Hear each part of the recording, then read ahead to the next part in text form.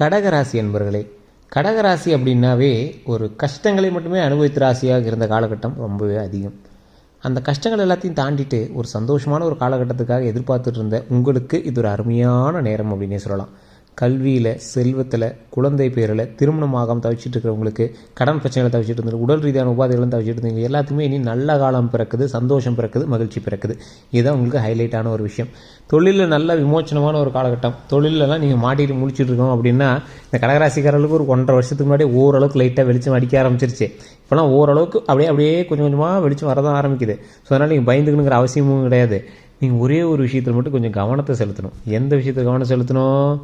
உங்களது தொழிலாகட்டும், குடும்ப ரீதியான விஷயங்களாகட்டும், உங்களுடைய தனிப்பட்ட ஜாதகத்தை ஒரு முறை பார்த்து அதற்கு தகுந்தாற் போல உங்களுடைய செயல்பாடுகளை செய்து அதற்கு தகுந்தாற் போல உங்களுடைய உழைப்புகளை சரியாக பயன்படுத்தினீர்கள் என்றால் உங்களுடைய வாழ்க்கை மென்மேலும் வளரும். இந்த ராசிக்காரர்களுக்கு எப்போவுமே குடும்ப ரீதியான உறவுகள்கிட்ட சப்போர்ட் கொஞ்சம் கம்மி தான். தாய் தந்தை உறவுகிட்ட கொஞ்சம் சப்போர்ட் கொஞ்சம் கம்மி தான். அப்படியே சப்போர்ட்டாக இருந்தாலும் பேச்சுவாக்கில் மட்டும் தான் சப்போர்ட்டுக்கு, ஃபினான்ஷியலாகவோ இல்லை உங்களுக்கு ஒரு அடிப்படையாகவோ, சார் ஃபினான்ஷியலாக கூட நாங்கள் எதிர்பார்க்குறோம் சார், ஓரளவுக்கு எங்களோட சப்போர்ட்டாக என்ன போதும் சார் அப்படிங்கிறவங்கலாம் தந்தை வழியில் சில உறவுகளும் தாய் வழியில் சில உறவுகளும் உங்களுக்கு உதவுவாங்க. ஆனால் உங்களுடைய தந்தை தாய் உங்களுக்கு உதவுவாங்களா அப்படின்னு கேட்டால் 100ல் ஒரு 50% மட்டும் உங்களுக்கு கரெக்டாக இருப்பாங்க. அதே போல் இந்த ராசிக்காரர்கள் நீங்கள் எப்பேற்பட்ட ஜாம்பவானாக இருந்தாலும் சரி, உங்களுக்கு குறிப்பிட்ட காலகட்டத்தில் வச்சு செஞ்சு தான் உங்களை வெளி மேலே அனுப்பியிருக்கும். இந்த காலகட்டம் நீங்கள் உங்களுடைய தசாபுத்தியை சரி பண்ணக்கூடிய காலகட்டம், உங்களுடைய மாந்தியை செக் பண்ணக்கூடிய காலகட்டம், உங்களுடைய குலதெய்வத்தை வழிபடக்கூடிய காலகட்டம். ஏன் சார் அப்படின்னு கேட்டிங்கன்னா, கொஞ்சம் மேலே லைட்டாக உங்களுக்கு இத்தனை நாள் அடித்து துவச்சிச்சு லைட்டாக ஒரு வெளிச்சத்தை காட்டுது. இவன் சரியாக தான் வருவானா, இல்லை இவனை வச்சு ஏதாவது செய்யலாமா அப்படிங்கிற ஒரு காலகட்டம் இருக்கும் பார்த்தீங்களா, அந்த காலகட்டம் தான் இந்த காலகட்டம். ஸோ அப்போ நீங்கள் என்ன பண்ணணும்? சாமி எங்களை நல்லபடியாக பார்த்துக்கோ, எது பிரச்சனை எதுவும் மாட்டி விட்றாத, எங்களை நல்லபடியாக சந்தோஷமாக வச்சுருந்தாவே போதும் அப்படின்னு அவங்ககிட்ட போய் சரணடைந்து அதற்கு தகுந்த மாதிரி சாமிகிட்ட மன்னிப்பு கேட்டு அதுக்கு தகுந்த மாதிரி நம்மளோட முன்னேற்றத்தை முன்கொண்டு வரணும். ஸோ அப்போ என்ன பண்ணணும்? உங்களுடைய ஜாதகத்தை ஃபஸ்ட்டு செக் பண்ணணும். உங்களோட ஜாதகம் செக் பண்ணும்போது நீங்கள் என்னென்ன செக் பண்ணணும்? உங்களுடைய பிறந்த தேதி, பிறந்த நேரம், பிறந்த ஊர் உங்களோட லோக்கலில் இருக்கிறவங்ககிட்டே கொடுங்க. அவங்ககிட்ட கொடுத்து, சார் இதுக்கு முன்னாடி நடந்ததை ஃபஸ்ட்டு கிளியராக சொல்லுங்கள், அப்போ தான் இதுக்கு மேலே நடக்கிறத நான் நம்புவேன் அப்படின்னு சொல்லுங்கள். அதை ஃபுல்லாக கிளியராக தெரிஞ்சுக்கிட்டு உங்களுடைய தசாபத்தியும் கட்டமும், உங்களுடைய கட்ட அமைப்புகளும், உங்களுடைய கிரக பயிற்சிகளும் எதனையோக்கே இருக்குது அப்படிங்கிறத தெரிஞ்சுக்கிட்டு அதற்கு பிறகு நீங்கள் ஸ்டெப் எடுக்கலாம். இல்லை சார் அது ஒன்றும் சரியாக இல்லை, சாட்டிஸ்ஃபையாக இல்லை அப்படிங்கிறவங்க மட்டும் கீழே டிஸ்கிரிப்ஷனில் நம்பர் கொடுத்துருங்க. அந்த நம்பருக்கு ஃபோன் பண்ணி பேசி தெரிஞ்சிக்கலாம். வெயிட் பண்ணி தான் பேசுகிற மாதிரி இருக்கும். உங்களுக்கு நீங்கள் அனுப்புனீங்க அப்படின்னா உங்களுக்கான அப்பாயின்மெண்ட் கொடுப்பாங்க. அதுக்கப்புறம் தான் நீங்கள் பார்க்குற மாதிரி இருக்கும். காரணம் என்ன அப்படின்னு சொல்லிடுறேன். 4 லாங்குவேஜ் ஜோதிடம் பார்க்குறாரு, கிட்டத்தட்ட 5 ஸ்டேட்டுக்கு இவங்க ஜோதிடம் பார்க்குறாரு. இவர்கிட்ட ஜோதிடம் பார்க்காத பெரிய ஆளுங்களே கிடையாது. விவிஐபிஸ் எல்லாம் பார்த்துட்ருக்காங்க. ஸோ அவங்களுக்கு எல்லாமே ஓரளவுக்கு செஞ்சு கொடுத்துட்டு தான் இவர் பண்ணுவார். ஏன் அப்படின்னா அவங்க எல்லாமே ஷெட்யூல் பேசிஸில் முன்னாடியே அப்பாயின்மெண்ட் பண்ணியிருக்காங்க. ஸோ உங்களுக்கு வேணும் அப்படிங்கிறவங்க கொஞ்சம் வெயிட் பண்ணி, இல்லை வாட்ஸ்அப்பில் அப்பாயின்மெண்ட் போட்டிங்கன்னா உங்களுக்கான டேட்டு டைமு உங்களுக்கு கரெக்டாக சொல்லிடுவாங்க. அது கரெக்டாக ஒரே நாள்லேயே உங்களுக்கு அமைக்கிறதான வாய்ப்புகள் 100% இருக்குது. இன்றைக்கி நீங்கள் காலையில் புக் பண்ணிங்க அப்படின்னா நைட்டுக்குள்ளே உங்களுக்கு அப்பாயின்மெண்ட் கொடுக்குறதான வாய்ப்புகள் ரொம்ப 100% இருக்குது. ஸோ அந்த மாதிரி ஆள்கிட்ட தான் நம்ம பார்க்கணும். சார் நம்ம ஏதோ ஒன்று பார்த்தா சரின்னு பார்க்குறதில்ல, லைஃப்பில் அடுத்த ஸ்டெப் எடுக்கக்கூடிய ஒரு நேரம். ஸோ இதெல்லாம் ஏனோ தானோன்னு சும்மா 100 கொடுத்தோம், 500 கொடுத்தோம், நாங்கள் ஒரு இடத்துல பார்த்தோம், ஒன்று சொன்னால் ஆனால் முழுசாலாம் சொல்லலை அப்படிங்கிற மாதிரிலாம் நம்ம இருக்கக்கூடாது. என்ன நடக்குதுங்கிற தெரிஞ்சு தான் அடுத்த ஸ்டெப் எடுத்து வைக்கணும். உங்களுடைய மேனுவல் புக்கு, ஒரு வண்டி வாங்குகிறோம் அப்படின்னா அதோட மேனுவல் புக்கை பார்த்தா அதோட மேற்கு பார்த்து தான் எல்லாமே தெரிஞ்சுக்க முடியும். அதே போல் தான் நீங்களும் உங்களுடைய ஜாதகம், உங்களுடைய பிறந்த நேரம் வச்சு தான் உங்களுடைய அப்டேட்ஸ் எல்லாமே இருக்கும். உங்களுடைய மேனுவல் புக்கு தான் ஜாதகம். ஸோ அதை வச்சு நீங்கள் செக் பண்ணிக்கணும். இந்த கடகராசிக்காரர்கள் தொழில் ரீதியான விஷயத்தில் நல்ல முன்னேற்றமான காலகட்டம் தான். பயந்துக்கெல்லாம் தேவையே கிடையாது. எதை சார் பயந்துக்கூடாது, என்ன சார் இப்போ பண்ணணும் அப்படின்னா, குலதெய்வ வழிபாடு கண்டிப்பாக பண்ணணும். குலதெய்வ வழிபாடு பண்ணிங்க அப்படின்னா கண்டிப்பாக உங்களுக்கு நன்மை உண்டு. இந்த டைமில் உங்களுக்கு குலதெய்வத்துக்கு பூஜையே நடக்கும். அந்த பூஜையில் நீங்கள் கலந்துக்கணும். அந்த பூஜையின் மூலமாக பல நன்மைகள் நடக்க இருக்குது. ஸோ வீடு, நிலம் வாங்குவதற்கான ஒரு அற்புதமான காலகட்டம், தொழில் முன்னேறுவதற்கான ஒரு அற்புதமான காலகட்டம், கல்வியில் முன்னேறுவதற்கான ஒரு அற்புதமான காலகட்டம். ஏற்கனவே தொழில் பண்ணிட்டுருக்கீங்க அப்படின்னா அதில் இன்னும் ஒரு ஸ்டெப் மேலே வரும். அதில் நல்ல வருமானம் கொஞ்சம் ஒரு ஸ்டெப் மேலே வரும். அந்த வருமானத்துக்கு ஏற்ற மாதிரி தொழில் முன்னேற்றம் ஒரு ஸ்டெப் மேலே வரும். இந்த மாதிரி ஒரு முன்னேற்றம் நடந்துகிட்டு இருக்கக்கூடிய காலகட்டத்தில் ஒரு அற்புதமான மகிழ்ச்சியான ஒரு தொழில் ரீதியான விஷயங்களுக்கு இன்னும் கொஞ்சம் முன்னேற்றம் அதிகமாகவே இருக்கும். எப்படின்னா, நீங்கள் ஒரு ஸ்டெப் எடுத்து போகலாம் அப்படின்னு நினைப்பீங்க, 500 செலவு பண்ணலாம் நினைப்பீங்க, இன்னும் ஒரு 700 செலவு பண்ண வைக்கும். அந்த 700 செலவு பண்ணாலும் சாட்டிஸ்ஃபேக்ஷனாக உங்களுக்கு அந்த விஷயத்தை சரி பண்ணி கொடுக்கும். எப்படி சொல்கிறது? உங்களோட லைஃப்பை நீங்கள் எதிர்பார்த்ததை விட சந்தோஷமாக, மகிழ்ச்சியாக அதை சரி பண்ணி கொடுக்கும். அதுதான் இதில் ஒரு ஹைலைட்டு. நீங்கள் ஒரு லேண்டு வாங்கணும்னு ஆசைப்பட்றீங்க. அந்த லேண்டு ஒரு 5 லட்ச ரூபாய்க்கு வாங்க ஆசைப்பட்றீங்க. அந்த லேண்டு என்னமோ திடீர்னு ஒரு 8 லட்ச ரூபா 7 லட்ச ரூபா அதிகமாகிடுச்சு. ஆனாலும் அந்த லேண்டு நீங்கள் எதிர்பார்த்ததை விட ஒரு லாபகரமான ஒரு லேண்டாக அமைஞ்சிருச்சு. நீங்கள் சாட்டிஸ்ஃபையாக உங்களோட லைஃபே சாட்டிஸ்ஃபை பண்ணுற அளவுக்கு கொஞ்சம் நல்லா அற்புதமான லேண்டாக வந்து அமைஞ்சிச்சு. அது மாதிரி தான் வந்து உங்களுடைய சாட்டிஸ்ஃபேக்ஷன் லெவலை வந்து அதிகப்படுத்தக்கூடியது ஒவ்வொரு விஷயமா இருக்கணும். நீங்கள் பொண்ணு பார்க்க போயிருப்பீங்க, ஏதோ ஒரு இடத்துல நல்ல பொண்ணாக கல்யாணம்னா போதுங்கிற ரேஞ்சில் போயிருப்பீங்க. ஆனால் நீங்கள் எதிர்பார்த்தது என்னமோ ரொம்பவே மகிழ்ச்சியான சந்தோஷமான ஒரு வாழ்க்கை துணையை நீங்கள் வந்து தேர்ந்தெடுப்பீங்க. அதன் மூலமாக பல நன்மைகளும் வரக்கூடிய வாழ்க்கையும் வந்து முன்னேறி வரும். இந்த அளவுக்கு தான் வரக்கூடிய நாட்கள் அமையுதுங்க. இந்த கடகராசிக்காரர்களுக்கு இத்தனை நாள் பட்ட கஷ்டத்துக்கு கடவுள் ஒரு ஆன்சர் ஷீட் கொடுக்கணும்ல.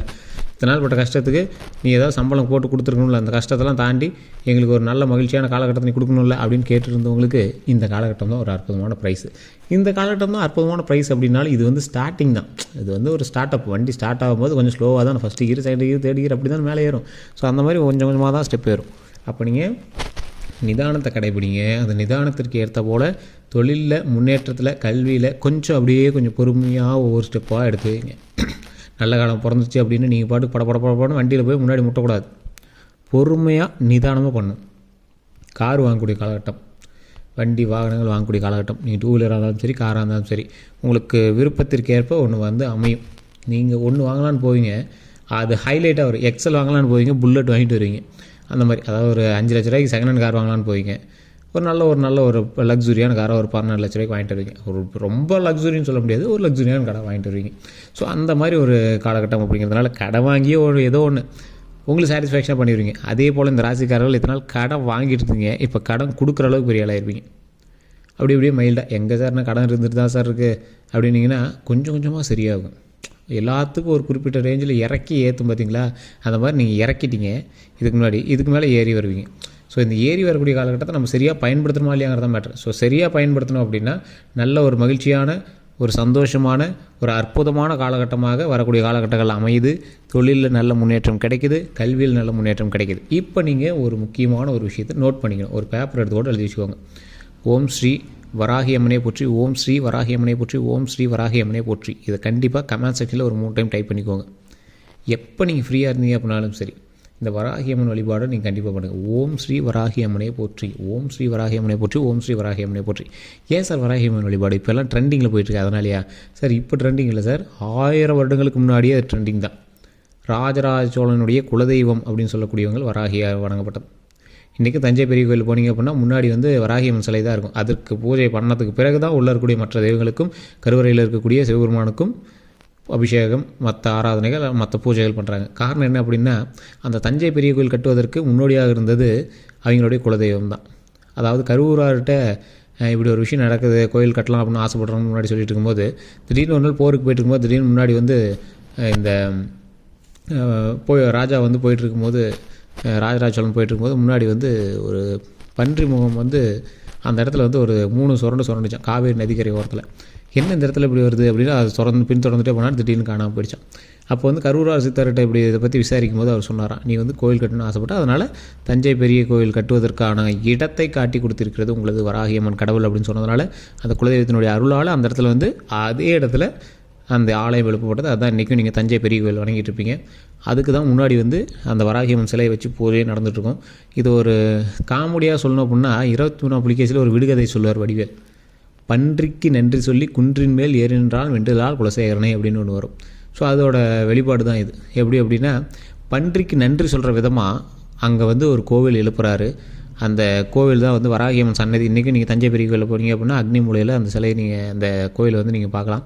அதுக்கு முதல் பூஜை பண்ணிவிட்டு அதுக்கு பிறகு தஞ்சை பெரிய கோயிலில் இருக்கக்கூடிய சிவபெருமானுக்கெல்லாம் பூஜை பண்ணுவாங்க. அதெல்லாம் பன்றிக்கு நன்றி சொல்லி குன்றின் மேலே ஏறினால் வென்றுதால் குலசேகரன். குன்றுங்கிறது மலையை மேலே ஏறி வென்றுதால் குலசேகர பாண்டியங்கிற மன்னனை வென்றதுக்கு காரணம் அந்த வராகியம்மன் தான் அப்படிங்கிற மாதிரி அந்த விடுகதையில் வந்து வரும். அது 24 புலிகேசியில் சொல்லியிருப்பாங்க. ஸோ இது மாதிரி வராகியம்மன் வழிபாடு நீங்கள் பண்ணிங்க அப்படின்னா மிகப்பெரிய நன்மை உண்டு. ஸோ இது மாதிரி ஒவ்வொரு வீடியோலையும் ஒவ்வொரு கருத்துக்களும் கதைகளும் நம்ம ஆட் பண்ணிகிட்டே போயிட்டு டைம் வேஸ்ட் ஆகிட்டு இருக்குது அப்படின்னு நினைக்காதீங்க. இதெல்லாம் ரொம்ப நல்லது. இந்த விஷயங்கள்லாம் ஏன்னு நீங்கள் தெரிஞ்சுக்கணும். வராகியம்மன் வழிபாடு பண்ணிட்டு போனீங்க அப்படின்னா உங்களோட வெற்றி நிச்சயம். ஸோ கடகராசிக்காரர்கள் தற்போதைய நாளில் நீங்கள் இறுக்கி பிடிக்க வேண்டியதையும் வராகியம்மன் 7 கன்னிமாரில் ஒன்று. ஸோ வராகி. ஸோ கண்டிப்பாக நீங்கள் அதை வழிபட்டீங்க அப்படின்னா மிகப்பெரிய நன்மை உண்டு. 7 கன்னிமார் தான் இருக்கிறதுலே மிகப்பெரிய சக்தி வாய்ந்ததுன்னு சொல்லுவாங்க. அதில் ஒருவர் வராகியம்மன். ஸோ இந்த தெய்வ வழிபாடுனால மிகப்பெரிய நன்மை உண்டு. இதை நீங்கள் கட்டாயம் பண்ணுங்கள். அந்த தெய்வ வழிபாடு பண்ணுங்கள். அந்த வராகியம்மன் ஓம் ஸ்ரீ வராகியம்மனை போற்றி, ஓம் ஸ்ரீ வராகியம்மனை போற்றி, ஓம் ஸ்ரீ வராகியம்மனை போற்றி அப்படின்னு 3 டைம் தினம் சொல்லி பாருங்கள். அதனால் மிகப்பெரிய நன்மை உண்டு. வண்டி வாகனத்தில் எச்சரிக்கையாக இருங்க. உடல் ஆரோக்கியத்தில் கவனம் பாருங்கள். இது 2 தான். மற்றபடி எல்லாமே நன்மையாக இருக்குது. ஒன்றும் பயப்பட தேவையில்லை. அதே போல் நீங்கள் யார்கிட்டயாவது புது நபர்கள்ட்ட பழகுறீங்க அப்படின்னா, ரொம்ப க்ளோஸாக போகிறீங்க அப்படின்னா, கொஞ்சம் பொறுமையாகவும் நிதானமாகவும் அவங்கள பற்றி தெரிஞ்சுக்கிட்டு உங்களோட பர்சனல் விஷயத்தை ஷேர் பண்ணலாம். யாராக இருந்தாலும் உங்களோட பர்சனல் விஷயத்தை கொஞ்சம் ஷேர் பண்ண இருக்கிறது பெட்டர். அதே மாதிரி அவங்களோட அடுத்த ஸ்டெப்பை மற்றவங்ககிட்ட சொல்லாதீங்க, கடகராசி பொறுத்த வரைக்கும். ஏன்னா இப்போ சக்ஸஸ் தான் நடந்துட்டு இருக்குது. ஸோ இப்போ உங்களோட அடுத்த ஸ்டெப்பை நீங்கள் மற்றவங்கிட்ட சொல்லாதீங்க. வீடு கட்டக்கூடிய யோகம், கார் வாங்கக்கூடிய யோகம், வண்டி வாங்கினாலும் அமையக்கூடிய யோகம், தொழில் நல்லா முன்னேற்றம் கிடைக்கக்கூடிய யோகம். ஸோ அதனால் மற்ற உங்களுடைய ஸ்டெப்ஸை நீங்கள் மற்றவங்கிட்ட சொல்லாமல் இருந்தீங்கன்னா மிகப்பெரிய நன்மை உண்டு. எல்லோருக்கும் நன்றி. உங்களுடைய கருத்துக்கள் எதுவும் இருந்தாலும் கமெண்ட் செக்ஷனில் பதிவிடுங்க. கீழே கான்டாக்ட் டீட்டெயில்ஸ் கொடுத்துரும், நீங்கள் ஃபோன் பண்ணி பேச பண்ணுவீங்க. எல்லாருக்கும் நன்றி நண்பர்களே.